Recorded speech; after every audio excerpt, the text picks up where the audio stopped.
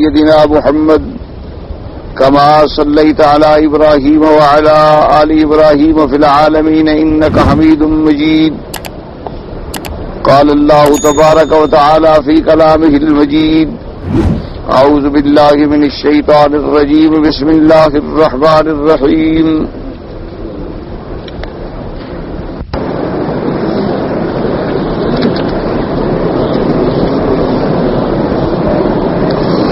وقال الذين لا يعلمون لولا يكلمنا الله أو تأتينا آية كذلك قال الذين من قبلهم مثل قولهم تشابهت قلوبهم قد بينا الآيات لقوم يوقنون. اللہ تبارک و تعالی نے کلام مقدسہ کہ ان آیات مبارکہ میں ارشاد فرمایا: وقال الذين لا يعلمون لولا يكلمنا الله او تأتينا آية. اور کہتے ہیں وہ لوگ جن کو علم نہیں ہے کہ کیوں نہیں اللہ تبارک و تعالی بات فرماتے ہمارے ساتھ بالمشافہ، یا آئے ہمارے پاس کوئی نشانی. اللہ نے فرمایا اسی طرح ان سے جو پہلے گزرے ہیں انہوں نے بھی اسی طرح کہا. تشابہت قلوبہم، باوجود بود زمانی کے ان کے دل جو ہیں ایک دوسرے کے ایسے اسئلہ باطلہ میں متشابہ ہیں. قد بینا الآیات، تحقیق ہم نے کھول کھول کے بھیجی ہیں نشانیاں، لیکن اس قوم کے لیے جو ایمان لانے والے. اب پچھلی آیات مبارکہ میں آپ نے پڑھا تھا یہود اور نصارہ اور مشرکی عرب کے بارے میں، مسئلہ توحید کے بارے میں، کہ توحید کے بارے میں ان کا مسئلہ ایسا ہے کہ وہ خدا کے بیٹے بنائے ہوئے،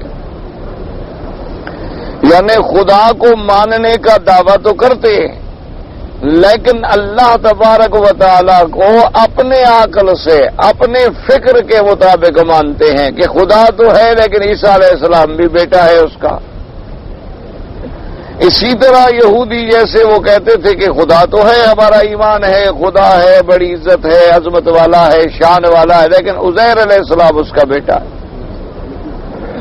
جیسے مشرکی مکہ کہتے تھے کہ خدا تو ہے، ہمارا ایمان ہے، رزق بھی دیتا ہے، آسمان اور زمینوں کے پیدا کرنے والا بھی وہی ہے، اور تمام دکھ درد تکلیفوں میں بھی وہی نفع نقصان پہنچانے والے ہیں، مردوں کو جلانے والے، زندوں کو مردہ کرنے والے، مردہ سے زندہ کو نکالنے والے، زندہ سے مردہ کو نکالنے والا خدا ہے. لیکن ملائکہ جو ہیں اس کی بیٹیاں ہیں، اور یہ ہمارے جو الہہ باطلہ ہیں یہ اللہ کے محبوب اور پسندیدہ ہیں، اور اللہ نے ان کو اختیار دیا. یعنی توحید کے بارے میں تو وہ اس طرح گمراہی میں مبتلا. اب اللہ تبارک و تعالی نے فرمایا چونکہ سب سے بڑے مسئلے جو ہیں نا وہ اصولی مسئلے، وہ تین مسائل ہیں، جیسے آپ قرآن مقدس کی کئی صورتوں میں پڑھ رہے ہیں الحمدللہ، کہ سب سے پہلا مسئلہ توحید ہے کہ آدمی کا توحید پر ایمان ہو، اور ایمان بھی اسی طرح ہو جس طرح ہمیں پڑھایا حضرت محمد الرسول اللہ صلی اللہ علیہ وعلی آلہ وصحابہ وسلم تسلیما کثیرا کثیرا. توحید کا معنی یہ نہیں کہ جو تمہارے عقل میں آ جائے، جو تمہارے فکر میں آ جائے، جو تمہیں سمجھ میں آ جائے. توحید کا بھی عقیدہ وہی ہوگا اور وہی قابل نجات ہوگا اور وہی ایمان کہلائے گا جس عقیدے کی تعلیم ہمیں ملی حضور پاک صلی اللہ علیہ وسلم سے. اور دوسرا مسئلہ ہے نبوت و رسالت کا، جو سب سے اہم مسئلہ ہے. تو نبوت و رسالت کے مسئلے میں بھی نجات اسی پر ہوگی جو تعلیم دی حضرت محمد مصطفیٰ. اب اگر کوئی نبوت اور رسالت کے بارے میں اپنے عقیدے بیان کرے، اپنی طرف سے تخیلات قائم کرے، اپنی طرف سے صغرے کبرے جوڑنے کے بعد وہ عقیدے بنائے، تو وہ عقیدہ قابل اعتبار یا قابل ایقان نہیں ہوتا. تو اس لیے اللہ پاک نے پہلے تو بیان فرمایا کہ دیکھو یہودی اور نصرانی جو اپنے آپ کو اہل کتاب کہتے ہیں، جن کو دعویٰ ہے کہ ہمارے پاس کتاب ہے، انجیل ہے، تورات ہے، ان کا توحید کے بارے میں یہ حال ہے قال اتخذ اللہ ولدا سبحانہ، وہ کہتے ہیں کہ اللہ کا بیٹا ہے، اللہ تو پاک، یہ ان کی توحید کا حال۔ اب اللہ ان آیات میں فرماتے ہیں کہ ان کا نبوت کے بارے میں بھی یہ حال دیکھو، یعنی توحید کے بارے میں تو یہ عقیدہ رکھا، نعوذ باللہ ثم نعوذ باللہ کہ خدا کا بیٹا بنا بیٹھے، خدا کے لیے بیوی ثابت کر بیٹھے، اللہ تبارک و تعالیٰ کے لیے تثلیث کے عقیدے بنانے لگ گئے، اور نبوت کے بارے میں بھی ان کا یہ حال ہے۔ وقال الذین لا يعلمون لولا يكلمنا اللہ او تأتینا آیہ، اور نبوت کے بارے میں بھی وہ لوگ یہ کہتی ہیں وقال الذین لا يعلمون، جو نہیں علم رکھتے، کیوں ایسا علم جو حقیقت تک نہ پہنچائے، اس علم کا کیا فائدہ؟ اس لیے ہمیشہ یاد رکھیں کہ آدمی کتنے بڑے علوم کا ماہر ہو جائے، لیکن اگر وہ اللہ کی توحید کا عقیدہ نہیں سمجھا، حضور صلی اللہ علیہ وسلم کی رسالت اور نبوت کا عقیدہ نہیں سمجھا، تو وہ جاہل ہے، اس علم کا کیا فائدہ؟ اصل علم تو وہ ہے جسے علم سے اپنے مالک کو آدمی پہچانے، اصل علم تو وہ ہے کہ جس کے ذریعے آدمی اللہ کی ذات اور صفات کا علم حاصل کرے، اصل علم وہ ہے جس کے ذریعے آدمی انبیاء اور رسل کا علم حاصل کرے، اور پھر ان کی تعلیمات کا علم حاصل کرے، پھر اللہ تبارک و تعالیٰ کے اوامر اور نواہی کا علم حاصل کرے۔ اگر وہ علم ہے اسے دنیاوی معاملات میں فائدہ تو پہنچاتا ہے، لیکن اللہ کی ذات میں، اللہ کے صفات میں، انبیاء علیہم السلام کی نبوت اور رسالت میں فائدہ نہیں دیتا، تو وہ علم ہونا نہ ہونا برابر۔ اسی لیے جیسے کہ اللہ تبارک و تعالیٰ نے علماء اہل کتاب جو تھے ان کے بارے میں فرمایا تھا مثل الذین حملوا التوراۃ ثم لم يحملوها كمثل الحمار يحمل اسفارا، اللہ نے فرمایا جن کو ہم نے تورات کا علم عطا فرمایا لیکن انہوں نے اس علم سے فائدہ نہ اٹھایا، کہ کتاب تو آ گئی، تورات تو آ گئی، انجیل تو آ گئی، لیکن اس سے صحیح معنوں میں علم حاصل نہ کیا، بلکہ اللہ کی کتابوں کو بدل ڈالا، اللہ کی کتابوں میں تحریفات کر ڈالی۔ فرمایا ان کی مثال تو ایسے کمثل الحمار یحمل اسفارا، کہ جیسے تم کسی گدھے پر کتابیں لاد دو، اب گدھے کے لیے تو بوجھ ہے، چاہے لکڑیاں لا دو تو بوجھ ہے، قرآن شریف کا ایک بنڈل باندھ کے رکھ لو، اس کے لیے تو بوجھ ہی بوجھ، کوئی یہ تو نہیں ہوگا کہ وہ قرآن اٹھانے سے اس کو کوئی فائدہ حاصل ہو جائے۔ اسی طرح یہاں بھی اللہ نے فرمایا وقال الذین لا يعلمون لولا يكلمنا اللہ او تأتینا آیہ، اللہ نے ارشاد فرمایا اور وہ لوگ جو نہیں جانتے، کیا ماننا ہے یعنی جن کو اللہ تبارک و تعالیٰ کی توحید کا، اللہ کی ذات و صفات کا علم نہیں ہے، وہ جاہل یہ کہتی ہیں لولا يكلمنا اللہ، اللہ پاک ہم سے خود براہ راست کیوں نہیں گفتگو کرتے؟ اللہ تبارک و تعالی ہمارے ساتھ خود بات کریں، فرمائے کہ یہ ہمارا نبی ہے اس کو مان لو، اللہ تبارک و تعالی ہم سے کیوں نہیں بات کرتے؟ یعنی ان کے ساتھ تو اللہ تبارک و تعالی وحی بھیجتے ہیں، انبیاء علیہم السلام جو فرماتے ہیں کہ ہم پر وحی آتی ہے، اللہ تبارک و تعالی فرشتہ بھیجتے ہیں، اور اللہ تبارک و تعالی کبھی وحی بغیر فرشتے کے ذریعے دلوں کے اندر بھی القاء فرما دیتے ہیں، اور کبھی اللہ تبارک و تعالی اگر چاہے تو اپنے انبیاء کو شرف کلام سے بھی مشرف فرما دیتے ہیں، جیسے موسیٰ علیہ السلام کے ساتھ اللہ تبارک و تعالی نے بغیر کسی واسطے کے، بغیر کسی فرشتے کے خود کلام فرمایا، عیسیٰ حضرت موسیٰ علیہ السلام نے خود کلام سنا، اور اسی طرح جب ان کو قوم نے مجبور کیا تو اللہ نے اس کی قوم کے بڑے بڑے سرداروں کو کلام سنایا، تو اب یہ کافر کہنے لگے کہ ہم سے کیوں نہیں بات کرتا؟ نعوذ باللہ ثم نعوذ باللہ، یہ اتنا بڑا جہل ہے کہ جیسے آج اگر کوئی مثلا ایک وزیر حکم لے کے آئے تو کوئی کہے کہ نہیں جی یہ حکم تو میں تب مانوں گا جب بادشاہ خود مجھے کہے، اگر بادشاہ خود مجھے نہیں کہتا تو پھر بادشاہ یعنی ہر آدمی کو جا کے خود حکم پہنچاتا، پھر یہ بادشاہ کی شان۔ اس لیے اللہ نے فرمایا یہ تو جاہل ہے۔ وقال الذین لا يعلمون لولا يكلمنا اللہ او تأتینا آیہ، یا تو اللہ ہمارے ساتھ خود کلام کرے، اس لیے آپ دیکھیں قرآن پاک نے ان کے اس جاہلانہ سوال کا تو جواب ہی نہیں دیا، کیونکہ یہ سوال تو قابل جواب ہی نہیں، یہ تو جہل مرکب ہے۔ یعنی ایک آدمی جو اجہل ہو وہ یہ کہہ سکتا ہے کہ ہر حکم بادشاہ ہمارے ساتھ خود کرے، اور پھر اللہ تبارک و تعالیٰ میرے ساتھ خود بات کریں۔ اللہ تبارک دنیا کے بادشاہ کو ضرورت نہیں ہے تو اللہ کو کیا ضرورت ہے تمہارے ساتھ بات کرنے کی کہ اللہ تبارک و تعالیٰ تمہارے ساتھ بات۔ اور دوسرا سوال کیا کہ اوتاتینا آیا، یا کوئی ایسی نشانی آئے، ایسی واضح نشانی آئے کہ جو دلالت کرے نبوت محمد مصطفیٰ صلی اللہ علیہ وسلم پر، تاکہ پھر تو ہم اس مسئلے پہ غور کریں گے کہ یا تو اللہ ہمارے ساتھ خود بات کرے، یا نعوذ باللہ کوئی ایسی نشانی ہو کہ جس نشانی کو دیکھ کر ہم حضور کی نبوت اور رسالت کی صداقت کو پہچان دیں۔ اب اللہ نے پہلے سوال کا تو جواب ہی نہیں دیا نا، وہ تو جاہلانہ سوال تھا، وہ تو جہل مرکب تھا۔ البتہ دوسرے کا جواب اللہ نے فرمایا قد بینا الآیات لقوم یوقنون۔ اللہ نے فرمایا میرے نبی یہ تو جاہل ہیں، یہ کہتے ہیں ایک نشانی، تاکہ ہم نے تو کھول کے آپ کو نشانیاں دی، ہم نے کوئی آپ کو ایک معجزہ دیا، ہم نے تو آپ کو ایسے معجزات بھی عطا فرمائے، سماوی معجزات بھی عطا فرمائے، ارضی معجزات بھی عطا فرمائے، ہم نے آپ کو ایسے معجزات بھی عطا فرمائے جن کا تعلق حیوانات سے ہے، جن کا تعلق نباتات سے ہے، جن کا تعلق جمادات سے ہے، جن کا تعلق انسانوں سے ہے، جن کا تعلق زمینوں سے ہے، جن کا تعلق پانی سے ہے، جن کا تعلق ہوا سے ہے۔ کہ ایک قسم کا معجزہ ہے جو اللہ نے میرے نبی کو دیا؟ اللہ تبارک و تعالی نے فرمایا قد بینا الآیات، ہم نے کھول کے آیات دی ہیں، نشانیاں دی ہیں۔ بعض علماء نے فرمایا کہ اس سے دونوں، چونکہ آیات کا لفظ جو ہے معجزات کے لیے بھی آتا ہے، اور آیات کا لفظ جو ہے قرآن پاک کی کھلی ہوئی آیات کے بارے میں بھی آتا ہے، لیکن یہاں معجزات مراد ہیں، کیونکہ سب سے پہلے جو سوال تھا ان کا معجزے کے بارے میں تھا، نشانی کے بارے میں تھا۔ وقال الذين لا يعلمون لولا يكلمنا الله او تأتينا آية كذلك قال الذين من قبلهم مثل قولهم تشابهت قلوبهم۔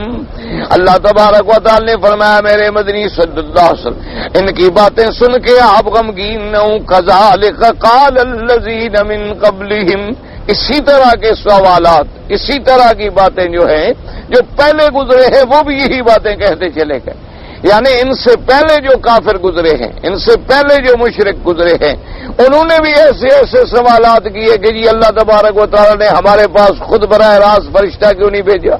اللہ تبارک و تعالی ہمارے ساتھ خود بات کیوں نہیں فرماتے؟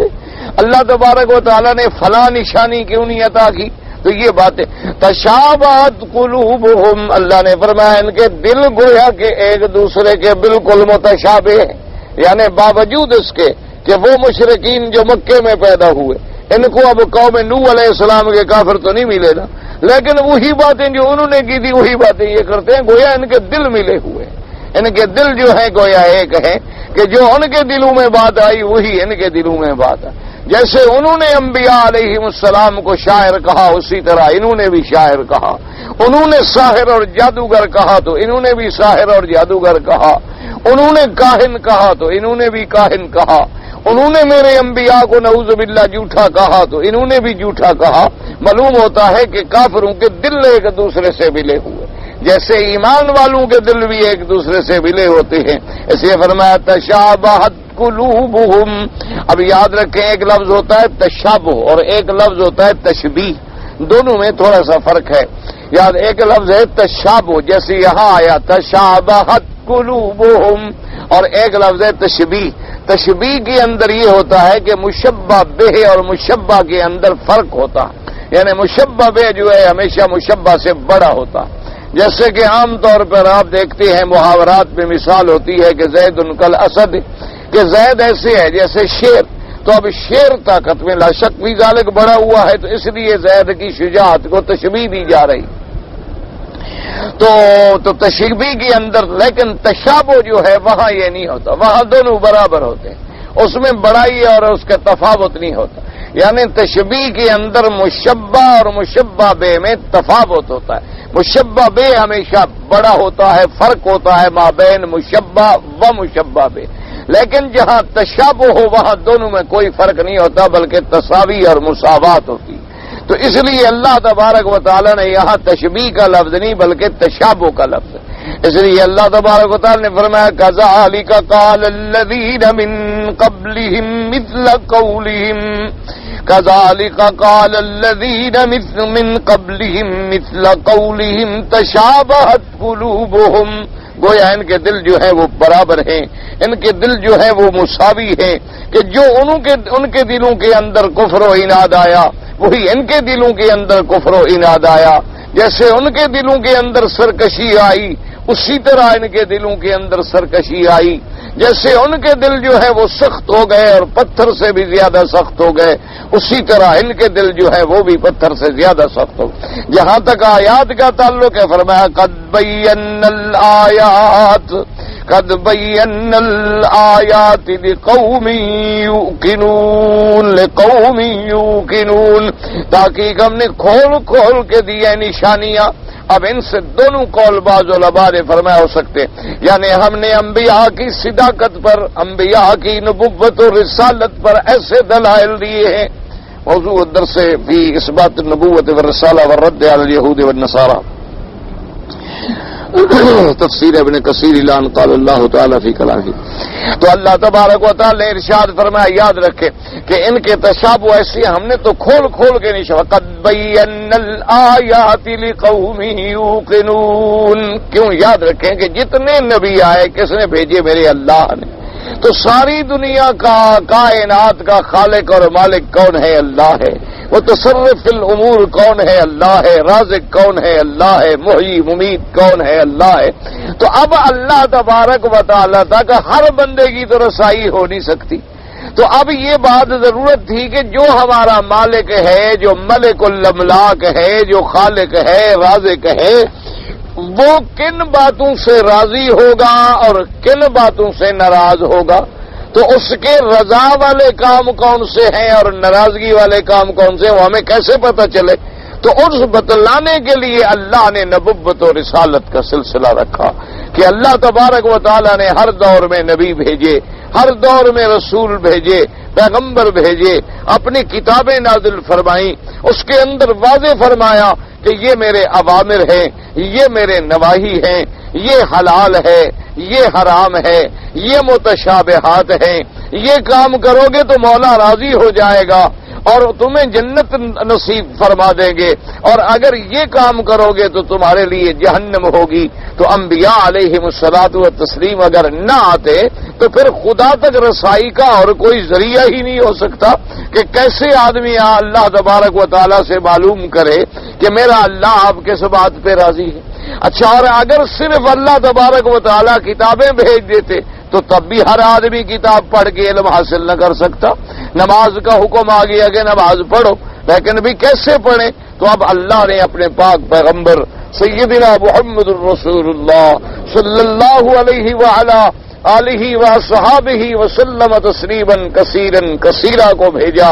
ان نے فرمایا صلو کما رأیتمونی اصلی، کہ میرے ماننے والوں، میرا کلمہ پڑھنے والوں، آؤ میں تمہارے لیے نمونہ بن کے آیا. تو پھر حضور پاک نے ہمیں وضو سکھلایا، حضور صلی اللہ علیہ وسلم نے ہمیں طہارت کے مسئلے سکھلائے، حضور صلی اللہ علیہ وسلم نے ہمیں نماز پڑھنے میں کھڑا ہونا سکھلایا، قبلے کی طرف توجہ کرنا سکھلایا، ہاتھ باندھنا سکھلایا، قولی عبادات سکھلائیں، فعلی عبادات سکھلائیں.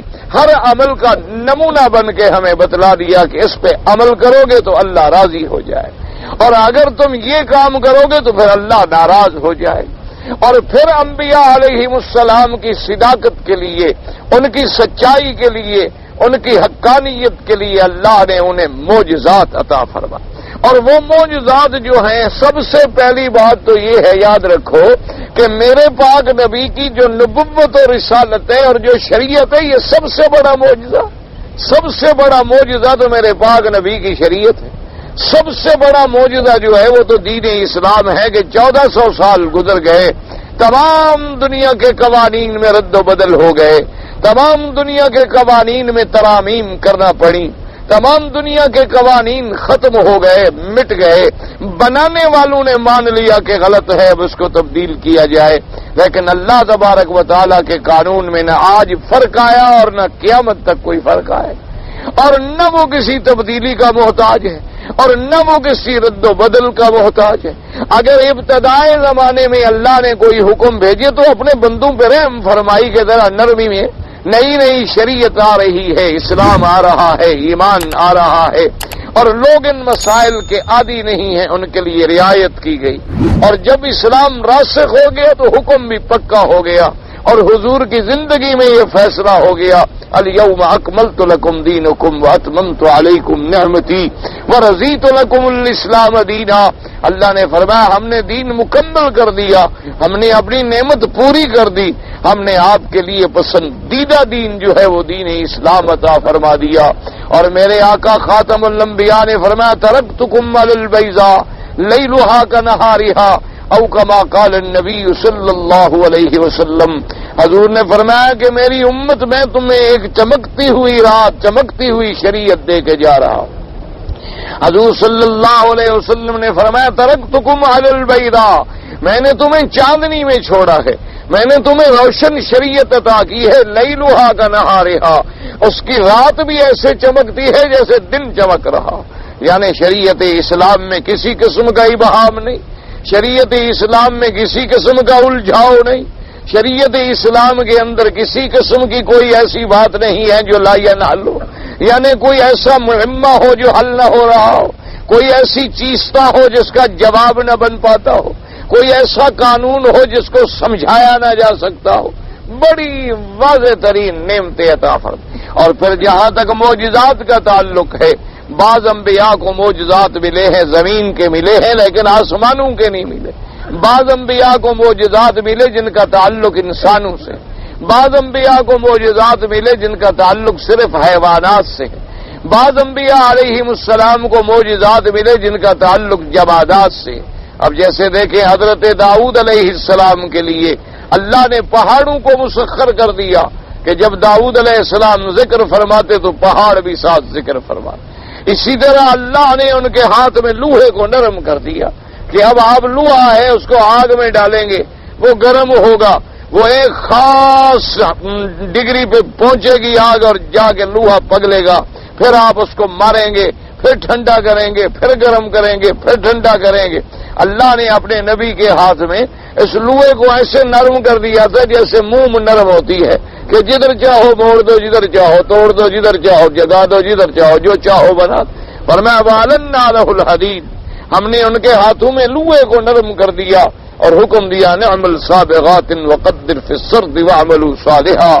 اور اسی طرح اللہ نے سلیمان علیہ السلام کے لیے جنات کو مسخر کر دیا، اللہ نے پرندوں کو مسخر کر دیا، اللہ تبارک و تعالی نے ان کے لیے ہواؤں کو مسخر کر دیا، اللہ نے موسیٰ علیہ السلام کے لیے لکڑی عصا کو مسخر کر دیا کہ مرضی آئے تو لکڑی ہے، پھینک دیں تو سانپ بن جائے، اٹھا لیں تو پھر لکڑی بن جائے، دریاؤں پہ مار دیں تو سڑکیں بن جائے۔ اللہ تبارک و تعالیٰ نے عصا کے اندر معجزات عطا فرما دی، لیکن خاتم الانبیاء حبیب کبریا حضرت محمد الرسول اللہ صلی اللہ علیہ وسلم کو اللہ نے ایسے جامع معجزات عطا فرمائے کہ سب سے عظیم معجزہ جو ہے وہ قرآن ہے، وہ شریعت اسلام ہے۔ اور اس کے بعد اللہ نے آسمانی معجزے بھی عطا فرمائے، معراج کا معجزہ دیکھ لیں، آسمانی معجزے بھی عطا فرمائے کہ چاند دو ٹکڑے ہوگی۔ اللہ تبارک و تعالیٰ نے زمینی معجزے بھی عطا فرمائے حضور صلی اللہ علیہ وسلم کے لیے کہ آپ نے پہاڑوں پہ قدم رکھا تو پہاڑوں کے زلزلے رک گئے۔ اللہ تبارک و تعالیٰ نے آپ کو حیوانی معجزے بھی عطا فرمائے کہ حیوانات نے آ کر تصدیق کی محمد الرسول اللہ کی رسالت کی صلی اللہ علیہ وآلہ آلہ وصحابہ وسلم تسلیما کثیرا کثیرا۔ حیوانوں نے آ کر درخواست کی کہ یا رسول اللہ ہمارا مالک ہم سے زیادہ کام لیتا۔ اللہ تبارک و تعالیٰ نے حیوانوں کو بھی مسخر کر دیا۔ اللہ تبارک و تعالیٰ نے حضور صلی اللہ علیہ وسلم کے ہاتھوں میں بھی چشمے جاری فرما دیے کہ آپ نے پیالے مبارک میں پانی رکھا، صحابہ کہتے ہیں اتنی پانی تھا کہ حضور کے ہاتھ مبارک ڈوب گئے، اور اس کے بعد حضور نے حکم فرمایا کہ تمام قافلے والوں پانی بھر لو۔ تو ہم سب قافلے والوں نے اسی پیالے سے پانی بھر لیا. حضور کی انگلیوں سے ایسے جیسے کہ چشمے پھوٹ رہے. اللہ نے حضور کے لعاب دہن میں بھی معجزات رکھے ہیں کہ آپ نے کڑوے اگر کنویں کے اندر بھی لعاب ڈالا تو وہ میٹھا ہو گیا. اللہ تبارک و تعالی نے حضور کے ہاتھوں میں بھی معجزات رکھے کہ آپ نے ایک صحابی کی آنکھ نکل گئی, آپ نے ہاتھ لگا کے اس کو واپس رکھ دیا, اسی وقت وہ ٹھیک ہو گئی. اسی طرح ایک صحابی کی ٹانگ ٹوٹ گئی, حضور نے سامنے رکھ کے ہاتھ پھیرا تو اسی وقت جڑ گئی. اللہ تبارک و تعالی نے کوئی ایک معجزہ ہے جاتا. اس لیے فرمایا کہ میرے نبی یہ جاہل محض بغض و عناد کی بنا پہ کہتے ہیں کہ اوتاتینا آیا, کوئی نشانی لے کے آتا نبی. فرمایا قد بینا الآیات لقوم یوقنون, تحقیق ہم نے کھول کھول کے دی ہیں نشانیاں, لیکن شرط یہ ہے کہ ان نشانیوں کا فائدہ کون اٹھاتا ہے؟ جو ایمان والے ہیں. ایک آدمی کا کام ہی نہ ماننا ہو تو وہ کتنی نشانیاں دکھاؤ مان لے گا. ایک آدمی کا مثال مشہور ہے کہ ایک آدمی نے کہا کہ میں ملتان گیا تھا اور سارے ملتان والوں کو جھوٹا کر کے آ گیا. اب جناب لوگ بیچارے حیران ہو گئے کہ ایک آدمی اور ملتان کا اتنا بڑا شہر ہے, یہ لاکھوں آدمیوں کو جھوٹا کیسے کر کے آ گیا؟ انہوں نے کہا بھائی کیسے تم نے جھوٹا کیا؟ انہوں نے کہا وہ جو بات کہتے تھے میں نہیں مانتا, تو لہذا وہ سارے جھوٹے ہو. کیوں؟ اب ایک آدمی نے ایک ضد کر لی ہے, دماغ میں ایک مسئلہ بٹھا لیا ہے کہ میں نے نہیں ماننا, میں نے تو صرف شور کرنا ہے, فساد کرنا ہے, تاکہ لوگ یہ سمجھیں کہ میں بھی کوئی بڑا علم والا ہوں اور دیکھو مولوی میرے جواب نہیں دے سکتے. مقصد کیا ہوتا؟ کیوں اب جاہل کے کون پلے لگے؟ اذا خاطبهم الجاہلون قالوا سلاما. شریعت کا حکم یہ ہوتا ہے کہ اس قسم کے جاہل جب ہوں تو کہو السلام علیکم, جاؤ یہ اپنا کام کرو. اور مومن کی علامت یہ ہوتی ہے کہ ذا برو باللغو مروا کراما, اس قسم کے لغو لوگوں کے ساتھ گزریں تو اپنا دامن بچا کے چلے جائیں. یہ نہیں کہ وہ کیچڑ میں پتھر ڈال کے اپنے کپڑے بھی گندے کر لیں, چونکہ ایک بات کریں گے اگلا آدمی جاہلانہ بات کرے گا, وہ آگے اور زیادہ جواب دے گا تو بات بڑھتی چلی جائے.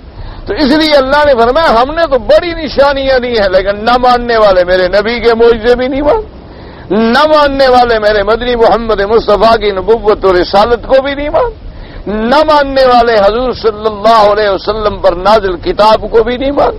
لوگوں نے اب قرآن اترا تو نے کہا حضور خود بناتے, نعوذ باللہ لوگوں نے کہا حضور سیکھ کے آتے ہیں اور ہمیں سنا دیتے ہیں, وہ اللہ کا کلام تو ہے نہیں. اللہ تبارک و تعالیٰ کے پیغمبر نے جب کوئی بات کی اثر ہو گیا تو انہوں نے کہا جادوگر ہے, جادو کر دیا. یفرقون بین المرء وزوجہ, کہنے لگے اچھا نبی آیا ہے, جب سے آیا ہے اس نے تو میاں اور بیوی کو لڑا دیا ہے, باپ بیٹے کو لڑا دیا ہے, بھائی بھائی کو لڑا دیا. یعنی نعوذ باللہ ان کے دماغ میں اللہ کا نبی لڑانے آیا تھا, اللہ کا نبی نعوذ باللہ جدائی ڈالنے کے لیے آیا تھا. تو اس لیے اللہ نے فرمایا کہ ہم نے تو آپ بڑی بڑی نشانیاں کھول کے دی ہیں, لیکن ان نشانیوں کا فائدہ صرف ان کو ہوتا ہے جو ایمان لانے والے ہیں, جو یقین رکھنے والے ہیں. جس آدمی نے انکار ہی کرنا ہو اس کے لیے لاکھ نشانیاں بھی بیکار ہیں, اس کے لیے لاکھوں دلائل بھی بیکار ہیں, اس کے لیے. اور جس کو اللہ تبارک و تعالیٰ نے ہدایت نصیب فرمانی ہو اور جس کے سینے کو اللہ تبارک و تعالیٰ اسلام کے لیے کھول دے, اس کے لیے ایک معمولی سی بات جو ہے وہ ہدایت کا ذریعہ بن جاتی. تو اس لیے مفسر رحمت اللہ علیہ ان آیات مبارک میں ارشاد فرماتے ہیں قال محمد بن اسحاق حدثني محمد بن ابي محمد بن كرمة وسعيد بن جبير عن ابن عباس رضي الله تعالى عنه قال قال رافع بن هريمة لرسول الله صلى الله عليه وسلم يا محمد صلى الله عليه وسلم إن كنت رسولا من الله كما تقول فقل لله ويكلمنا حتى نسمع كلامه. ابو مفسر رحمت اللہ علیہ فرماتی ہیں کہ سند کے ساتھ حضرت ابن عباس رضی اللہ تعالیٰ عنہ روایت کرتے ہیں کہ رافع ابن حرملہ آئے حضور کی خدمت میں اور آگے کہنے لگے کہ یا محمد صلی اللہ علیہ وسلم ان کنت رسولا من اللہ کما تقول, اگر واقعی آپ اللہ کے رسول ہیں جیسے کہ آپ کہتے ہیں کہ میں اللہ کا رسول ہوں, تو اللہ سے کہیں کہ ہمارے ساتھ براہ راست کلام کرے. اللہ تبارک و تعالیٰ سے کہیں وَقُلِ اللَّهَ فَيُكَلِّمُنَا حَتَّى نَسْمَعَ كَلَامَهُ, کہ اللہ تبارک و تعالیٰ ہم سے کلام کریں, ہم اللہ کا کلام سنیں.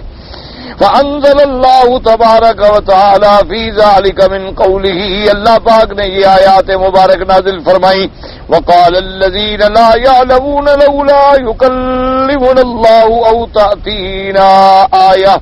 اللہ تبارک و تعالیٰ نے ارشاد فرمایا کہ یہ لوگ جو علم نہیں رکھتے کہتی ہیں کہ لولا یکلمنا اللہ، کیوں نہیں اللہ ہم سے بات کرتے. یاد رکھو اللہ چاہے تو بات بھی کرتے ہیں، اپنے نبیوں سے بھی بات فرمائی. اللہ تبارک و تعالیٰ نے حضرت موسیٰ علیہ السلام سے بات فرمائی اور بغیر کسی ملک کے واسطے کے بات فرمائی. کیونکہ یاد رکھیں کہ ہمیشہ اللہ تبارک و تعالیٰ کا جو کلام ہے اس کے مختلف اللہ پاک نے طریقے قرآن پاک میں بیان فرمائے. یا تو ایک طریقہ یہ ہوتا ہے کہ اللہ پاک فرشتے کے ذریعے وحی بھیج دیتے ہیں. اللہ تبارک و تعالیٰ اپنے فرشتے کے ذریعے یعنی رسول ملکی کے ذریعے رسول بشری کے پاس وحی آ جاتی. اور کبھی اللہ تبارک و تعالیٰ اپنا کلام مبارک جو ہے وہ انبیاء کے دلوں کے اندر القاء فرما دیتے. اور کبھی اللہ تبارک و تعالیٰ اگر چاہے تو بغیر واسطے کے بھی کلام فرماتے ہیں. جیسے کہ موسیٰ علیہ السلام کے ساتھ اللہ نے کلام فرمایا وما تلک بیمینک یا موسیٰ قال ہی عصائی. اللہ پاک نے فرمایا موسیٰ علیہ السلام تمہارے ہاتھ میں کیا ہے؟ تو اللہ نے خود کلام فرمایا. اور درمیان میں کوئی فرشتہ بھی نہیں تھا اور درمیان بس کلام نہیں فرماتے مگر وحی بھیج کر. اور پھر یہ بھی ہوتا ہے کہ اللہ کلام فرمائے تو وہ بھی پردے میں ہوتا ہے کیونکہ دنیا کی کوئی طاقت جو ہے وہ دیکھنے کی طاقت نہیں رکھ سکتی. تو اس لیے اللہ پاک نے یہاں بھی یہ آیت یہ تو جاہلوں کا سوال ہے. وقال مجاہد وقال الذین لا يعلمون لولا يكلمنا الله او تأتينا آیہ. قال النصارى تقولوا اختیار ابن جریر. ابو بکر ابن جریر فرماتی ہیں کہ یہ سوال جو ہے رافع ابن حریملہ کا نہیں بلکہ نصرانیوں کا یہ سوال تھا کہ خدا خود ہمارے ساتھ بات کرے. قال لأن السياق فيهم چونکہ اس سے پہلے جو ہے وقال اتخذ الله ولدا سبحانه بل له ما في السماوات والارض. وہ سارا نصرانیوں کے رد کے اندر تھی آیات. تو سیاق کا تقاضا یہی ہے. وعقل کرتبی لولا يكلمنا الله اي يخاطبنا بنبوتك يا محمد صلی اللہ علیہ وسلم قلت وهو ظاهر السياق والله اعلم. اور کرتبی نے یہ لکھا ہے کہ لولا یکلمنا اللہ کیا مانا ہے یعنی لولا یخاطبنا اللہ فی نبوتک یا محمد صلی اللہ علیہ وسلم. یعنی اللہ تبارک و تعالی ہم سے خود کیوں نہیں کہتے کہ محمد مصطفیٰ میرا نبی ہے. اللہ خود بات کریں ہمارے ساتھ. اللہ کو تمہاری کیا ضرورت ہے کہ تمہارے ساتھ بات کریں. اور پھر اس کے بعد یاد رکھو کہ اگر اللہ تبارک بعض اوقات جاہل ہوتے ہیں جی ان کے دلوں میں بھی یہ دماغ آ جاتا ہے جی اللہ میاں بات کر لیتے تو بس تو اچھا تھا مسلمان ہو جاتا. حالانکہ اللہ جانتے ہیں کہ اگر اللہ کلام بھی فرما دیں گے پھر بھی یہ نہیں مانیں گے. اب دیکھو نا جیسے کہ موسیٰ علیہ السلام کو قوم نے کہا کہ اگر خدا نے آپ کو تورات دی ہے اور اللہ نے آپ سے کلام فرمایا تو مہربانی کرو ہمیں بھی تو خدا کا کلام سنا دو، ہم بھی تو اللہ کے کلام سے ذرا مشرف ہو جائیں. تو موسیٰ علیہ السلام نے واختار موسیٰ قومہ 70 رجلا لمیقاتنا. آپ نے فرمایا چلو بھئی 70 آدمی چن لو. تو تمام قبائل میں سے موسیٰ علیہ السلام نے بڑے جو سمجھدار اور اچھے لوگ تھے 70 آدمی ان قوم میں سے چنے. ان کو لے کے حضرت موسیٰ علیہ السلام اپنے اللہ کے حکم کے مطابق طور پہ پہنچے. فلما کلمہ ربہ اللہ نے کلام فرمایا سب نے سن لیا. سننے کے بعد موسیٰ علیہ السلام نے فرمایا بھی اب تو اطمینان ہو گیا. کہنے لگے جی کیا اطمینان ہو گیا؟ کلام تو سنا دیکھا تو ہے نہیں. اس لیے کہ جب ایک آدمی ہے ہی معاند اس کے دل میں ایک بغض ہے، اس کے دل میں عناد ہے، اس کے دل میں عتب ہے، اس کے دل میں سرکشی ہے، جتنے آپ دلائل دیں دلائل کا کیا فائدہ ہوگا؟ انہوں نے کہا کہ جی ٹھیک ہے بات ٹھیک ہے آپ نے تو کہا کہ اللہ کا کلام ہم نے سنا لیکن اللہ میں دیکھا تو نہیں ہے، ہم دیکھ کے کلام بھی سنتے اور زیارت بھی کراتے. اس کے بعد اللہ کا جلال آیا اور ان کو ختم کر دیا کہ اب مر گئے. اب موسیٰ علیہ السلام پریشان ہو گئے. انہوں نے کہا اللہ میاں میری قوم کو تو آپ جانتے ہیں، میں جب اکیلا واپس جاؤں گا وہ کہیں گے ہمارے 70 سرداروں کو قتل کر کے آ گیا. ان کو اسی لیے لے گیا تھا کہ ان کو جا کے کسی غار میں ڈالا ہے. وہ سارے مر گئے. مہربانی فرمائے میرا اللہ مجھے امتحان میں نہ ڈالیں. اللہ تبارک و تعالیٰ ان کو زندہ فرما دیں تو اللہ پاک نے پھر ان کو زندگی عطا فرما دیں. تو بہرحال اگر اللہ تبارک و تعالیٰ چاہتے ہیں چونکہ بعض اوقات لوگوں کو شبہ ہوتا ہے نا جی کہ جی فلاں معجزہ مانگا تھا کافروں نے، اللہ قادر تھے اگر دے دیتے. بھائی اس طرح تو پھر ہر آدمی ایک نیا معجزہ مانگتا رہے، ہر آدمی ایک نئی نشانی مانگتا رہے، پھر نعوذ باللہ نبوت اور رسالت نہ ہوئی، مذاق بن گئی کہ ہر کسی کو پیغمبر اس کے مطابق ایک نئی نشانی دیتا رہے، جو وہ سوال کرے اس کے مطابق اس کا سوال پورا ہوتا رہے. یا اللہ تبارک و تعالی زبردستی ان پر ایمان مسلط فرما دے تو پھر بھی تو وہ تو جبر اور قہر والا ایمان ہوا، وہ تو اللہ کو قبول ہی نہیں ہے. تو اس لیے اللہ تبارک و تعالی نے ایسے سوالات کے جو خالص جاہلانہ ہیں ان کے جواب کی ضرورت بھی نہیں سمجھی. اس لیے مفسر رحمۃ اللہ علیہ فرماتے ہیں کہ ظاہر سیاق کا تقاضا جو ہے وہ یہی ہے کہ انہوں نے کہا کہ حضور کی نبوت کے بارے میں اللہ تبارک و تعالی ہم سے خود بات کیوں نہیں کرتے. وقال ابو العالیہ والربیع بن انس وقتادہ وسدی فی تفسیر هذه الآیہ هذا قول كفار العرب كذلك قال الذين من قبلهم مثل قولهم قالهم اليهود والنصارى ويؤيد هذا القول وأن القائلين ذلك هم مشركو العرب. قالوا قوله تبارک و تعالی وَإِذَا جَاءَتْهُمْ آیَةٌ قَالُوا لَن نُؤْمِنَ حَتَّى نُؤْتَىٰ مِثْلَ مَا أُوتِيَ رُسُلُ اللَّهِ. جیسے کہ اللہ پاک نے دوسری جگہ قرآن میں فرمایا کہ جب ان کو پہنچتی ہے نشانی، یعنی جب ہم محمد پاک صلی اللہ علیہ وسلم کو کوئی معجزہ دیتے ہیں تو یہ مشرکین مکہ کہتے ہیں کہ نہیں جی نہیں یہ معجزہ تو ہم نہیں مانتے. ان کو جو پہلے نبی گزرے ہیں نا ان جیسے معجزے کیوں نہیں ملے؟ جیسے موسیٰ علیہ السلام کو عصا ملا تھا اور ڈالتے تھے سانپ بن جاتا، تو ان کو کیوں نہیں ملا عصا؟ موسیٰ علیہ السلام کو جیسے ید بیضا ملا تھا، ان کو کیوں نہیں ملا ید بیضا؟ تو جب ان کو ملا تھا تو ہاں بھی نہ ماننے والوں نے نہ ماننا. اب اگر حضور صلی اللہ علیہ وسلم کو اللہ تبارک و تعالی وہ سانپ والا معجزہ بھی دے دیتے تو کوئی بڑی بات نہیں تھی، لیکن نہ ماننے والے پھر بھی نہ مان. اس لیے یہ مشرکین عرب جو تھے، مشرکین مکہ جو تھے، اس قسم کے سوالات وہ کرتے. جیسے قرآن نے فرمایا وَقَالُوا لَن نُؤْمِنَ لَكَ حَتَّىٰ تَفْجُرَ لَنَا مِنَ الْأَرْضِ يَنبُوعًا. جیسے کہ مشرکین مکہ نے کہا کہ محمد مصطفیٰ صلی اللہ علیہ وسلم ہم ہرگز ایمان نہیں لے آئیں گے، البتہ آپ ایسا کریں کہ مکے کی سرزمین میں نیچے سے چشمے پھوٹ پڑیں، نہریں جاری ہو جائیں، یہ پہاڑ جو ہیں ان کو ہٹا دیں، یہاں نہریں جاری فرما دیں، یہ زمین جو ہے زراعت والی بن جائے، کھیتیاں اگ جائیں، یہ سارے مسائل ہو جائے، پھر تو ہم ایمان لے آئیں گے، ورنہ ہم جو ہے ایمان نہیں لے آتے. اللہ نے فرمایا میرے نبی ان کا مقصد استہزاء ہے، ان کا مقصد اناد ہے، ورنہ اللہ کی قدرت کے آگے کون سی مشکل بات ہے؟ وہ طائف میں آبادی فرما سکتے ہیں تو مکے میں آبادی نہیں پیدا فرما سکتے. وہ اگر چاہیں تو جموم میں آبادیاں اور وادیاں اور جناب کھیتیاں ہو سکتی ہیں تو مکے میں کیوں نہیں ہو سکتی؟ لیکن اللہ تبارک و تعالیٰ کی حکمتیں ہیں. اس لیے اللہ پاک نے فرمایا کہ آپ کھول کے کہہ دیں قل سبحان ربی هل کنت الا بشر رسولا. اے سوال کرنے والوں، پاک ہے میرے رب کی ذات، میں تو بشر ہوں، اللہ کا نبی ہوں، انسان ہوں. اللہ نے مجھے رسول بنا کے بھیجا ہے، میں تو ایک انسان ہوں. اللہ تبارک و تعالیٰ نے مجھے نبوت اور رسالت سے سرفراز فرمایا ہے. میرے ہاتھ میں تو نہیں ہے کہ کبھی میں پہاڑ ہٹا دوں، کبھی میں چشمے جاری کر دوں، کبھی میں نہریں جاری کر دوں، کبھی میں کھیتیاں نکالنی شروع کر دوں. یہ چیزیں میرے ہاتھ میں تو نہیں، جو اللہ عطا فرماتے ہیں وہ ظاہر ہو جاتا.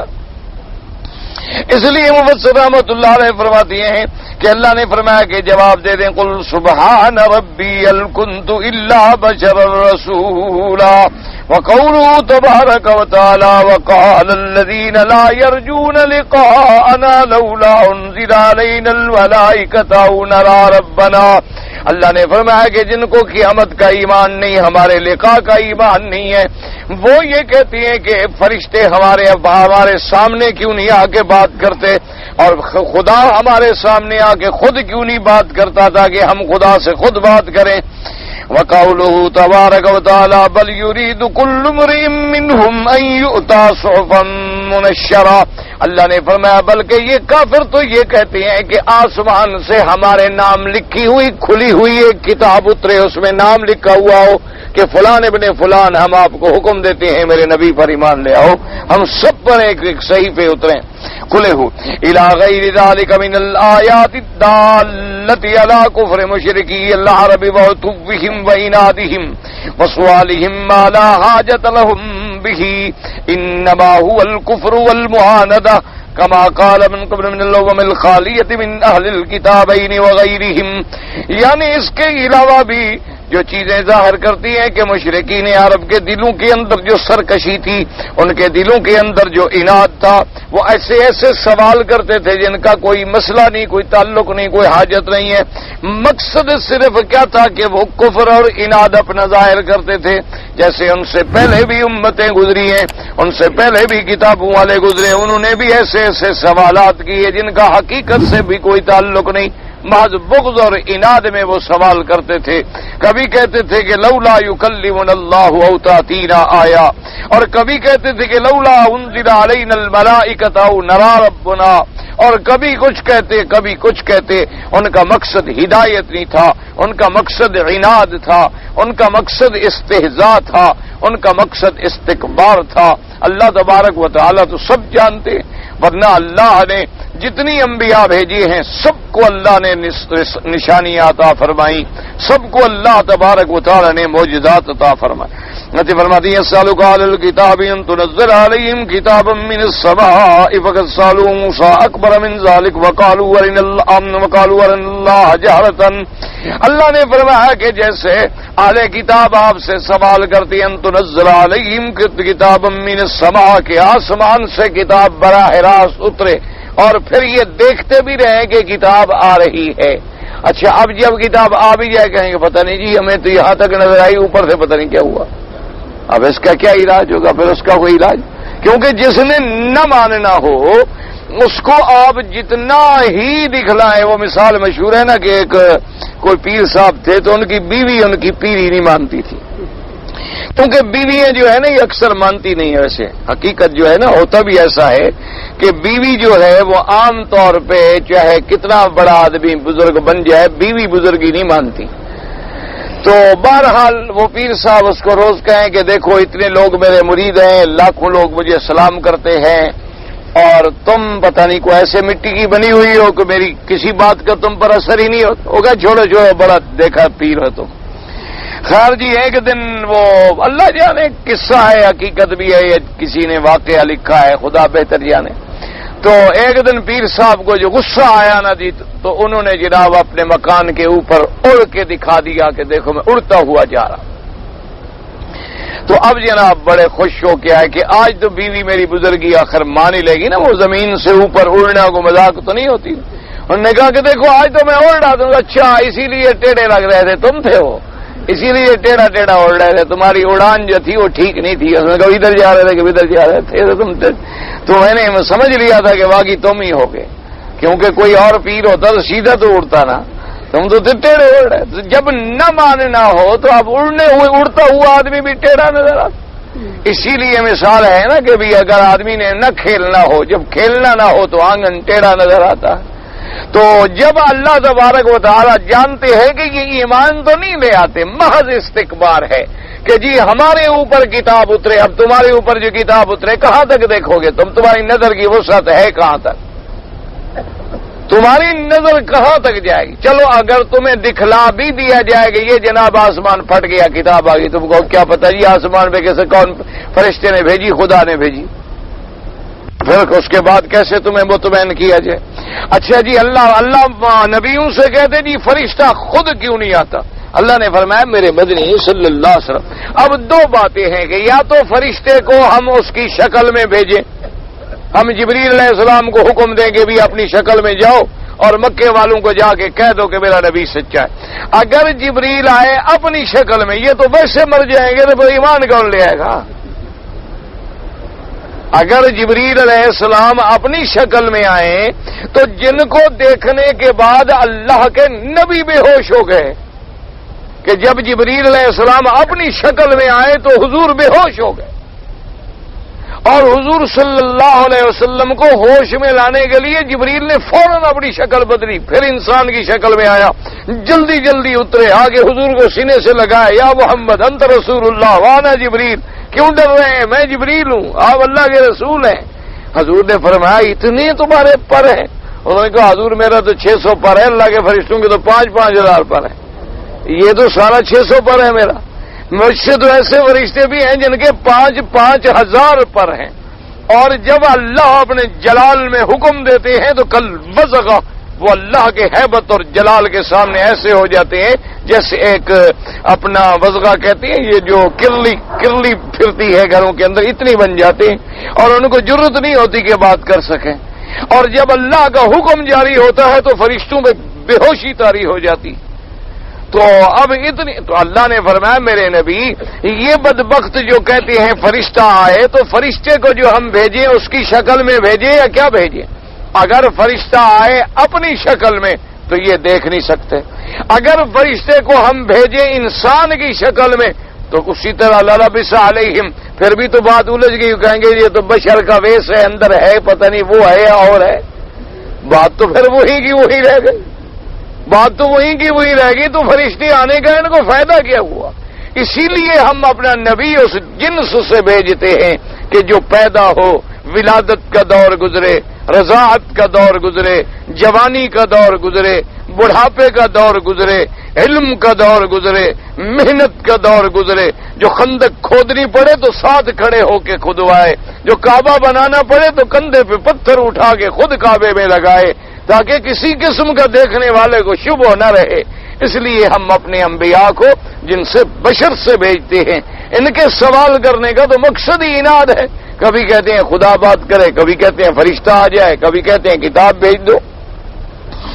اللہ نے فرمایا آپ نہ گھبرائیں، آپ سے بڑے بڑے سوال کیے، موسیٰ علیہ السلام کہنے کہ خدا خود ہمارے سامنے آ کے بات کرے۔ وقال تعالی وَإِذْ قُلْتُمْ يَا مُوسَىٰ لَن نُّؤْمِنَ لَكَ حَتَّىٰ نَرَى اللَّهَ جَهْرَةً وَقَوْلُهُ تَبَارَكَ وَتَعَالَىٰ تَشَابَهَتْ قُلُوبُهُمْ أَشْبَهَتْ قُلُوبُ مُشْرِكِي الْعَرَبِ قُلُوبُ مَن تَقَدَّمَهُمْ فِي الْكُفْرِ وَالْعِنَادِ وَالْعُتُوِّ۔ اللہ نے فرمایا ان کے دل ایک دوسرے سے ایسے ملے ہوئے ہیں کہ جو کافر پہلے زمانے میں گزرے یا حضور کے زمانے میں سب ایک جیسے ہیں۔ كما قال تعالى كذلك ما أتى الذين من قبلهم من رسول إلا قالوا ساحر أو مجنون أتواصوا به۔ اللہ نے فرمایا کہ جو ہم نے پہلے بھی جتنے پیغمبر بھیجے ہیں آپ سے پہلے، ان کو بھی ان لوگوں نے یہی کہا کہ جادوگر ہے، کسی نے کہا مجنون ہے۔ اللہ نے فرمایا پتہ نہیں ایک دوسرے کو یہ وصیت کر گئے ہیں کہ یہی بات کہتے رہنا، جو بھی بعد میں آئی یہی بات کہتے رہنا۔ وقوله تعالى قد بينا الآيات لقوم يوقنون، أي قد أوضحنا الدلالات على صدق الرسل بما لا يحتاج إلى سؤال آخر وزيادة أخرى لمن أيقن صدق واتبع الرسل وفهم ما جاءوا به عن الله تبارك وتعالى۔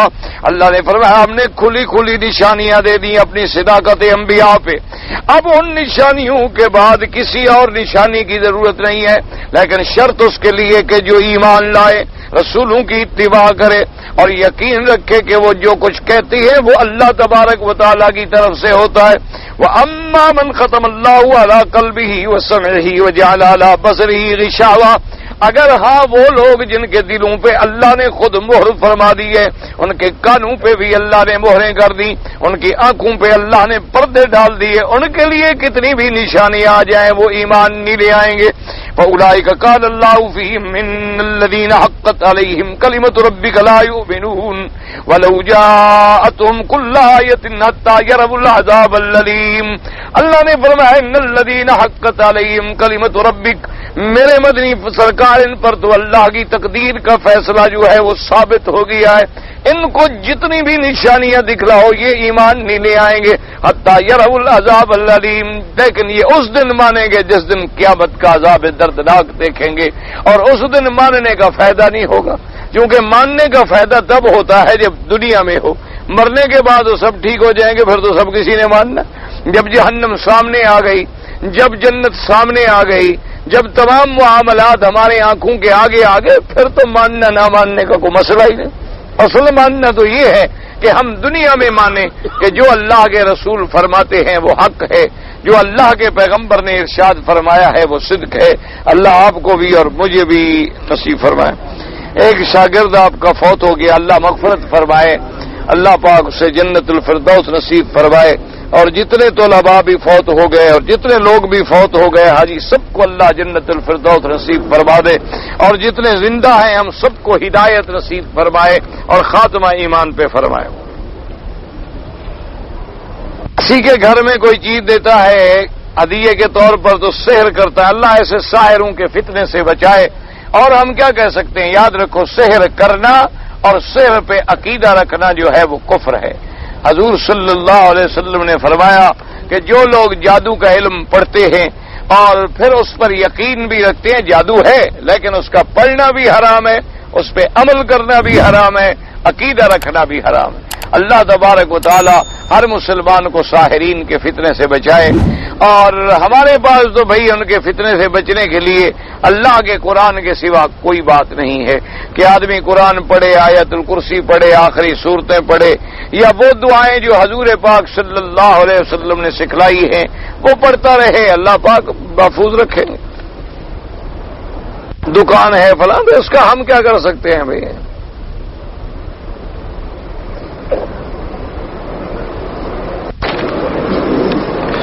ہاں کہتے ہیں جی ہم سفر میں مدینہ منورہ جا رہے تھے کہ راستے میں مغرب کی نماز پڑھی، تو جس امام صاحب نے مغرب کی نماز پڑھائی تو انہوں نے اس کے بعد عشاء کی نماز بھی پڑھائی. تو ہاں بھائی یہ مسئلہ جو ہے دراصل یعنی حنابلہ کے نزدیک، امام احمد ابن حنبل رحمۃ اللہ علیہ اور اسی طرح علماء حدیث کے نزدیک اسی طرح ہے کہ سفر کے اندر دو نمازوں کا جمع کرنا جائز ہے.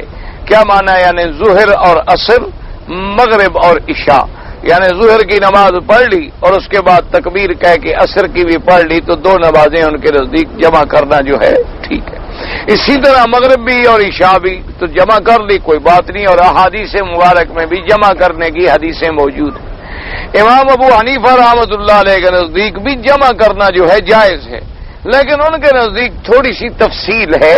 وہ یہ فرماتے ہیں کہ مغرب ذرا دیر کر کے پڑھے اور عشاء کو جلدی کر کے پڑھے، کیونکہ ایک حدیث مبارک میں یہ آتا ہے کہ جب حضور صلی اللہ علیہ وسلم سے نماز کا کہا گیا تو آپ نے فرمایا آگے چلو آگے چلو آگے چلو. صحابہ نے پھر کہا کہ حضور نماز کا وقت ہو گیا، آپ نے فرمایا آگے چلو آگے چلو. صحابہ نے پھر تیسرے دفعہ یاد دلایا کہ حضور نماز کا وقت، آپ نے فرمایا اور آگے چلو آگے چلو. تو اس حدیث کو سامنے رکھ کر امام صاحب بھی قائل ہیں کہ بھئی جمع ہو سکتی ہے، لیکن اس شکل میں کہ ظہر کو تو کر دے مؤخر اور عصر کو اول وقت میں پڑھ لے. تو بہرحال جو آدمی جمع کرتے ہیں کوئی قابل اعتراض بات نہیں، ان کے پاس بھی حدیث ہے. اللہ پاک سب کی نمازوں کو منظور و مقبول فرمائے. بلا وجہ ان چھوٹے چھوٹے مسائل میں یہ افضل اعلی اولا کے مسئلے ہوتے ہیں. اس میں یہ نہیں ہوتا نعوذ باللہ کہ اللہ تبارک و تعالیٰ معاف فرمائے کہ کوئی کہہ دے کہ جنہوں نے کٹھی پڑھی نماز نہیں ہوئی. یہ کوئی امام بھی نہیں کہتا. اگر آدمی علیحدہ علیحدہ پڑھے وہ کہے کہ تم نے علیحدہ کیوں پڑھی ہے، یہ کوئی بھی نہیں کہتا. تو اس لیے یہ صرف افضل اعلی راجع برجو کے مسئلے ہیں. اللہ پاک سب کے نمازوں کو منظور و مقبول فرمائے.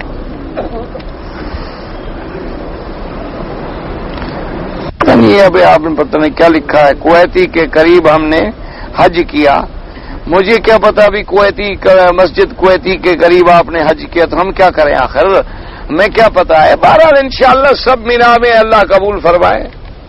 ایک شخص ہر وقت جھوٹ بولتا ہے، دعا کرو اللہ ہدایت دے، اور مولوی صاحب جا کے اس کا جھوٹ روک لے گا.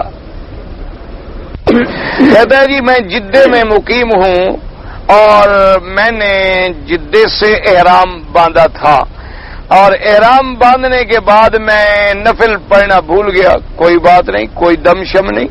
اگر چونکہ یاد رکھو جب بھی آدمی احرام باندھے عمرے کا ہو یا حج کا ہو، ویسے کسی نماز کے بعد بھی وہ باندھ سکتا ہے. یعنی کیا مانا، آپ آ رہے تھے جدے سے، عشاء کی نماز کا وقت تھا، آپ نے نماز پڑھی اور اس کے بعد نیت کر دی، کافی ہے. یا فجر کی نماز کا وقت تھا، آپ نے نماز پڑھی، فجر کی سلام پھیرا اور لبیک پڑھتے ہوئے آ گئے، ٹھیک. اور اگر وہ اپنے 2 رکعت پڑھ کے نیت کرے تب بھی ٹھیک ہے، اور اگر بالکل نہیں پڑھی تو کوئی دم شم نہیں پڑتا، کچھ بھی نہیں ہوتا.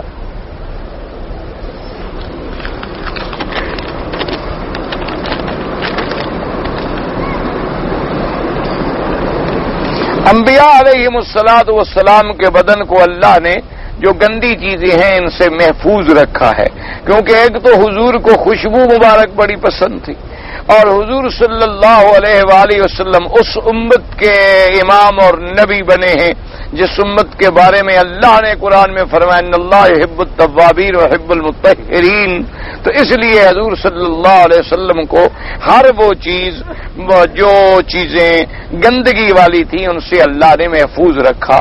تو بہرحال باقی جو تقاضائے بشریت کی چیزیں ہیں وہ سب حضور صلی اللہ علیہ وسلم کے لیے ثابت ہیں۔ شیطان خواب میں کس کس روپ میں آتا ہے جب ملے آپ کو تو آپ خود پوچھ لینا اس کا کیا علاج ہے۔ یہ وکیل صاحب ہیں، فارغ ہیں، اور ان کو لکھنے کی عادت ہوتی ہے نا وکیلوں کو، کراس ایگزامینیشن کی، تو وہ بیچارہ سمجھتا ہے کہ چلو یہاں جو آیا ہوا ہوں تو یہاں بھی یہی کام کرتا رہوں۔ بھائی کس کس روپ میں ملتا ہے؟ بھائی میرا ان سے زیادہ تعلق تو نہیں، جتنا آپ سے تعلق ہے اتنا آپ سے، تو آپ کو جب ملے تو آپ پوچھ رہے ہیں، وہ جو شکل چاہے بن جاتا ہے، کبھی عورت بن گیا، کبھی مرد بن گیا، کبھی حیوان بن گیا، کبھی جانور بن گیا۔ بڑی مونچھوں کی سزا مخالف سنت ہے۔ اب سزا یہ نہیں ہوتی مانا اصول بیان فرمائے، یاد رکھو، ایک ہوتے ہیں حدود اور ایک ہوتی ہے تعزیر۔ حدود جو ہیں وہ معین ہیں، کیا مانا اللہ نے قرآن میں بیان کر دیے کہ چور کا ہاتھ کاٹا جائے، اور کنوارا زانی اور زانیہ کو 100 کوڑے، اگر شادی شدہ بھائی رجم کی جائے، اگر شراب پیے مثال کے طور پر تو 80 کوڑے آ گئے، اچھا قذف کرے 80 کوڑے آ گئے۔ یہ حدود جو معین ہیں قرآن میں منصوص ہیں، یہ حدود۔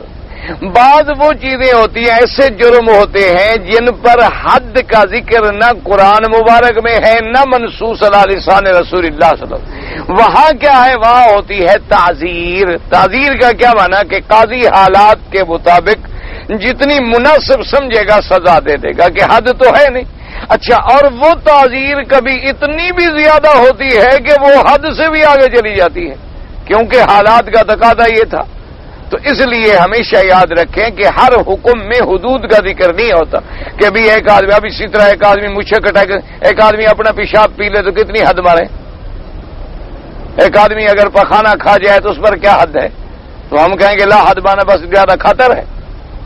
مانا یہ ہے کہ حد کا بیان نہیں ہوتا لیکن تعزیر ہوتی۔ جب حضور کی سنت کی مخالفت کر رہا ہے تو قاضی اس کو تعزیر کرے گا۔ اب وہ چاہے تو 10 دن کے لیے جیل بھیج دے، چاہے تو اس کو ویسے بھی 2-4 تھپڑ لگا کے تنبیہ کر دے بھی آئندہ ایسا نہ کیا کرو، چاہے تو اس سے تعہد لے کر اس کو چھوڑ دے کہ آئندہ اصلاح ہو جائے گی۔ ہر چیز کی سزا معین نہیں ہوتی، اسی لیے تو اسلام نے اتنی بڑا یعنی معاملہ جو ہے وہ سارا حالات کے مطابق رکھ دیا۔ چند چیزیں ہیں جن پر حدود ہے، باقی سب تعزیر ہے۔ عشاء کی قضا اگر ہو جائے میری نماز تو حنفی مسلک میں وطر بھی قضا کرنے ہوں گے، ہاں، کیونکہ ان کے نزدیک وطر واجب ہے، باقی ائمہ کے نزدیک سنت ہیں۔ یزید صحابی تھے، صحابی تو نہیں تھے، تابعی تھے، تابعی تھے، یعنی صحابی وہ ہوتا ہے جس نے حضور پاک کی زیارت کی ہو، اور تابعی وہ ہوتا ہے جس نے صحابی کو دیکھا ہو۔ تو اس میں تو کوئی شبہ نہیں کہ حضرت معاویہ رضی اللہ تعالی عنہ جلیل القدر صحابی کے بیٹے تھے۔ تاریخ آپ خود پڑھتے رہیں، کیسے مر گئے، کہاں مر گئے۔ مسجد بناتے ہیں پتہ نہیں اور کہاں پڑھتے ہیں۔ اللہ پاک مسجدوں میں نماز پڑھنے کی توفیق دے۔ حضور کے والدین حضور کی نبوت سے پہلے فوت ہو گئے تو صاف ظاہر ہے کہ پہلے اسلام نہیں تھا تو کیا تھا؟ جب حضور کی نبوت ہی نہیں ملی، حضور صلی اللہ علیہ وسلم ابھی پیدا نہیں ہوئے تو والد فوت ہو گئے، حضور صلی اللہ علیہ وسلم کا ابھی بچپن تھا کہ والدہ فوت ہو گئی۔ حضور کو تو نبوت ہی 40 سال کے بعد ملی، اس وقت تک تو پہلے نہ اسلام تھا نہ دین تھا، تو جو لوگ بھی مرے ہیں لا شک فی ذالک وہ دین اسلام پہ نہیں تھے۔ زوال سے پہلے رمی کی کیا پتا کس دن مسجد قبلتین یعنی وہاں دونوں قبلوں کی طرف نماز پڑھی گئی، پھر مسجد اقصی کی طرف بھی پڑھی گئی اور مسجد الحرام کی طرف بھی پڑھی گئی۔ بہرحال اس بارے میں کئی روایات ہیں۔ دونوں موٹی باتیں یاد رکھیں کہ مدینہ پاک میں حضور نے بیت المقدس کی طرف بھی نماز پڑھی ہے اور مسجد الحرام کی طرف بھی، جب حکم آیا فول وجہ کا شطر المسجد الحرام۔ اب اس کے بارے میں بہت روایات ہیں۔ بعض صحابہ فرماتے ہیں فلاں مسجد میں حضور نماز پڑھ رہے تھے تو یہ حکم آیا، بعض روایات میں ہے کہ آپ مسجد نبوی میں تھے کہ یہ حکم آیا، بعض روایات میں ہے کہ قبلتین والی مسجد میں صحابہ نماز پڑھ رہے تھے کہ ایک صحابی گزرے اور انہوں نے کہا کہ بھئی آیت نازل ہو گئی ہے تو وہ صحابہ نماز کی حالت میں ہی مڑ گئے. تو بہرحال اصل میں یہ سب واقعات ٹھیک ہیں. وہاں بھی یہ بات پہنچی, وہاں بھی یہ بات پہنچی, وہاں بھی یہ بات پہنچی.